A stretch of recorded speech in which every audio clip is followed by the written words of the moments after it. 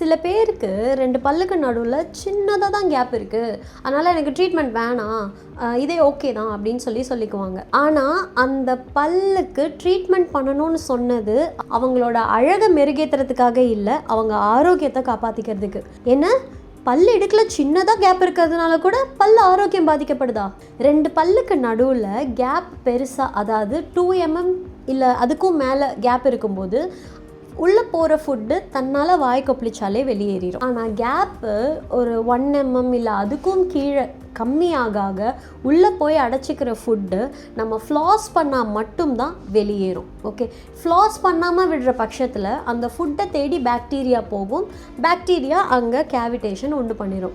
ஆட்லலாம் பார்த்துருக்குறீங்களே, ஒளிந்திருக்கும் பற்சிதைவுன்னு 2 பல்லு இடுக்கில் காட்டுவாங்களே, அந்த மாதிரி ப்ராப்ளம்ஸ் எல்லாம் வர்றதுக்கு காரணமே 2 பல்லுக்கு நடுவில் இருக்கிற அந்த சின்ன கேப் தான். இதை எப்படி தவிர்க்கலாம் அப்படின்னா, பல்லு இடுக்கில் டெய்லி நைட்டு ஃப்ளாஸிங் பண்ணிவிட்டு தூங்குறேன் அப்படின்னா உங்களுக்கு ப்ராப்ளம் வராது. நீங்கள் பல்லுக்கு ஆர்த்தோ ட்ரீட்மெண்ட்டும் எடுத்துக்க வேணாம். கண்டிப்பாக அந்த சின்ன கேப்பை ஃப்ளாஸ் பண்ணாமல் விடுறவங்களுக்கு ஃப்யூச்சரில் கேவிடேஷன்ஸ் வரும். அந்த கேவிடேஷனும் கரெக்ட் பண்ணலைன்னா ரூட் கெனால், க்ரவுன்னு பெரிய பெரிய ட்ரீட்மெண்ட்டில் போயிடும். ஸோ சின்ன கேப்பு அப்படின்னு சொல்லி அதை ஈஸியாக விட்டுறாதீங்க.